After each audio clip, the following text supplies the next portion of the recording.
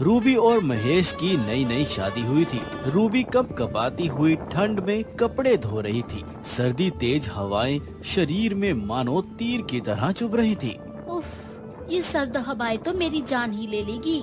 ऊपर से ये कुएं का ठंडा ठंडा पानी। सर्दियों में तो बर्तन भी सही से साफ नहीं होते। ऐसा लगता है कि मेरे हाथ पैर सही से काम ही नहीं कर रहे। रूबी के पिता भोला बहुत ही गरीब थे। उन्होंने मजदूरी करके रूबी को पाला था, इसीलिए वो शादी में कुछ नहीं दे पाए थे और उन्होंने अपनी बेटी को 2 जोड़ी कपड़ों में ससुराल विदा कर दिया।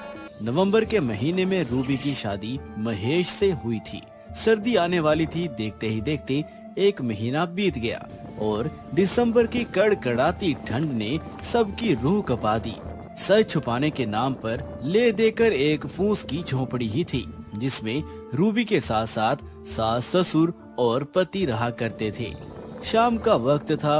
रूबी का पति महेश खेती करके घर लौटा था। महेश बेटा, कड़ाके की ठंड पड़ रही है। बहू कल रात भर ठंड से ठिठुर रही थी। तू ये कंबल बहू को दे देना और कहना आज इसे ही ओढ़ कर सोए। वो बहुत ही पुराना कंबल था। साथ ही उस कंबल में पहले से ही बहुत से छेद थे। माँ, ये कंबल तो तुम्हारे और बाबूजी के लिए है। आप दोनों को कंबल की ज्यादा जरूरत है। ठंड बहुत है ना, बिना कंबल के आप दोनों की तबीयत बहुत खराब हो जाएगी। लेकिन बेटा, बहू अभी नई नई हमारे घर आई है। कल वो एक पतली सी चादर ओढ़कर सोई थी और ठंड के मारे उसके दांत किटकिटा रहे थे। ठंड से बहू की तबीयत भी खराब हो सकती है। अगर ऐसा हो गया तो उसके माता पिता को क्या कहेंगे कि हमने उसकी बेटी का ख्याल भी नहीं रखा। अब महेश को कुछ समझ नहीं आ रहा था कि वह क्या करे। एक तरफ उसके बूढ़े माता पिता थे और दूसरी तरफ उसकी नई नवेली पत्नी थी। दोनों का ख्याल रखना महेश का फर्ज था। वह सभी को ही ठंड से बचाना चाहता था, लेकिन घर में कंबल तो एक ही था। तभी रूबी बर्तन धोकर आ जाती है। महेश को देखकर वो उसकी परेशानी समझ जाती है। सुनिए, आप परेशान मत होइए। घर में जो कंबल है उसे माँ बापूजी को दे दीजिए। मैं तो चादर ओढ़कर सो जाऊंगी। वैसे रूबी, तुम्हें कैसे पता कि मैं इसी वजह से परेशान हूँ? मौसम ही परेशानी का है। ठंड का मौसम हम गरीबों के लिए किसी मुसीबत से कम नहीं होता। रोजाना कई लोग ठंड के चपेट में आकर मर जाते हैं। वैसे भी मैं आपको परेशान देखकर समझ गई थी कि यही बात होगी। भाग्यवान, तुम कितनी समझदार हो। मेरे माता पिता की तुम कितना ध्यान रखती हो। काश मैं तुम्हारा ख्याल रख पाता। अजी, ऐसा मत बोलिए। ये तो मेरा सौभाग्य है। अब यही मेरे माँ बापूजी हैं और अब आप परेशान मत होइए। आप मेरा बहुत ख्याल रखते हैं। नहीं रूबी, सिर्फ बातों से कुछ नहीं होगा। आखिर तुम मेरी पत्नी हो। तुम्हारे माता पिता ने तुम्हारी जिम्मेदारी मेरे हाथों में सौंपी है। मैं तुम्हारे लिए भी कंबल का इंतजाम जरूर करूँगा। इतना कहकर महेश अपने खेत पर चला गया और रूबी घर का कामकाज निपटा कर धूप सेक रही थी। सूरज से ही थोड़ी गर्मी ले लेती हूँ, फिर तो रात में ठिठुरना ही है। जिस दिन सूरज नहीं निकलता उस दिन तो मानो मौत ही आ जाती है। रात हो चली थी। सब लोग खाना खा के सो रहे थे। आज तो बाहर काफी तेज हवा चल रही है। सुना है शहर में आज बर्फबारी हुई है और वही बर्फीली हवाएं इधर आ रही हैं। महेश ने ये अभी बोला ही था कि तभी तेज हवा के झोंके के कारण खिड़की खुल गई और खिड़की का एक पल्ला टूटकर गिर जाता है। भगवान को हम गरीबों पर जरा भी दया नहीं आती। पहले ठंड कम थी क्या, जो अब ये मुसीबत का पहाड़ हम पर टूट पड़ा। आप चिंता मत कीजिए माँ जी, मैं कुछ करती हूँ। रूबी ने अपनी चादर से खिड़की को ढक दिया। तभी रूबी का ससुर कहता है, अरे बहू, ये तूने ये क्या कर दिया? तुम्हारे पास एक ही तो चादर थी, उसे भी तुमने खिड़की पर डाल दिया। पिताजी, खिड़की से काफी ठंडी हवाएं हमारी झोपड़ी पे आ रही है। इससे अब दोनों की तबीयत खराब हो सकती है। और वैसे भी शादी में मेरी माँ ने एक दुपट्टा दिया था, मैं उसी को ओढ़कर सो जाऊंगी। आप चिंता मत कीजिए। हमें माफ कर देना बहू, इस ठंड में हम तेरी ठीक से देखभाल नहीं कर पा रहे हैं। आप चिंता मत कीजिए पिताजी, बस ये आज की बात है। कल कंबल का इंतजाम हो जाएगा। लेकिन बेटा, कल ऐसा क्या होने वाला है? आसमान से कंबल बरसेगा क्या? भला एक दिन में कंबल कहाँ से आएगा? तेरी कमाई तो बस इतनी है कि उससे 2 वक्त की रोटी मिल जाती है। पिताजी, मैंने सुना है कि शहर में सड़क किनारे सोए हुए लोगों को वहाँ के धनी सेठ कंबल बांटा करते हैं।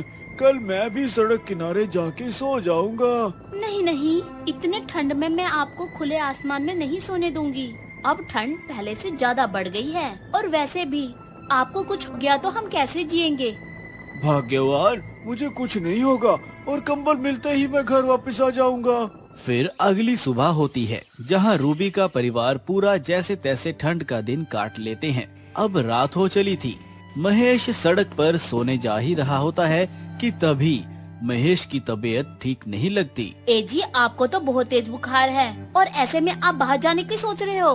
भाग्यवान, मैं बिल्कुल ठीक हूँ। बस थोड़ी सी थकान और मामूली सा बुखार ही तो है। माँ जी, पिताजी, आप ही ने समझाइए ना, मेरी तो ये सुनने से रहे। हाँ बेटा, बहू ठीक कह रही है। कंबल के लिए तू किसी और दिन चला जाइयो। तभी रूबी बीच में बोल पड़ती है। माँ जी, आप सभी बुरा ना मानो तो मैं एक बात कहूँ। बोल मेरी बहू। मैं ये कह रही थी कि क्यों ना आज की रात मैं सड़क के किनारे जाके सो जाऊँ। नहीं नहीं बहू, लोग क्या सोचेंगे? माँ जी, पिताजी, बस कुछ समय की बात है। कंबल मिलते ही मैं वापस आ जाऊंगी। आप तब तक महेश जी का ख्याल रखिएगा और उनके सर पर ठंडे पानी की पट्टी रख दीजिएगा। इससे उनका बुखार भी उतर जाएगा और मैं जल्दी आ जाऊंगी। ठीक है बहू, लेकिन जल्दी आ जाइयो। जी माँ, पिताजी। इसके बाद रात में रूबी सड़क किनारे जाकर सो जाती है। ठंड हवाएं चल रही थी। रूबी रात भर ठंड से थरथराती रही, लेकिन सड़क किनारे कोई भी सेठ कंबल बांटने नहीं आया। ठंड ज्यादा होने के कारण रूबी से ठंड बर्दाश्त नहीं होती और उसकी वहीं पर मौत हो जाती है और वो चुड़ैल रूप में आकर कहती है, हे भगवान जी, ये आपने क्या किया? अब मेरा परिवार मेरे बगैर कैसे जिएगा? वही मैं अपने परिवार के लिए एक कंबल तक का इंतजाम नहीं कर सकी। खैर, मेरे साथ जो हुआ वो हुआ। अब मैं ये किसी और के साथ नहीं होने दूंगी और मैं अपनी शक्तियों से सभी गरीबों को कंबल बांट दूंगी। रूबी को ये भली भांति समझ आ गया था कि वह मर चुकी है और अब वो चुड़ैल बन गई है। वह अपनी शक्तियों से कंबल लाती है और अपना वही इंसानी रूप धारण कर लेती है और कहती है। लेकिन हर रात तेज ठंड में भी वो ऐसे गरीबों की मदद करती है और किसी को उसके चुड़ैल होने का पता नहीं चलता। मैंने अपनी शक्तियों से ये रूप धारण तो कर लिया है, लेकिन रोज रात 12 बजे मुझे चुड़ैल रूप में आना ही होगा। ये कहकर रूबी अपने ससुराल कंबल लेकर चली जाती है, जहाँ पूरा परिवार कंबल देख काफी खुश होते हैं और उन्हें रूबी के बारे में कुछ भी पता नहीं चलता। वही रात 12 बजते ही रूबी अपने चुड़ैल रूप में आकर अपनी शक्तियों से कंबल लाती है और अपने सर को साड़ी से ढककर सड़क किनारे, मंदिर और रेलवे स्टेशन जैसी जगहों पर गरीबों को कंबल बांटती है। मेरी असलियत का जब तक किसी को पता नहीं चलता, तब तक मैं ऐसे ही गरीबों की मदद करती रहूंगी। खैर, मुझे अब घर चलना चाहिए, इससे पहले कि कोई मुझे इस रूप में देखे और मेरे ससुराल वालों को मेरे इस चुड़ैल रूप के बारे में पता चल जाए। ये कहकर चुड़ैल अपनी शक्तियों से इंसानी रूप में आकर अपने ससुराल चली जाती है और एक साधारण इंसान की तरह चुपचाप सो जाती है।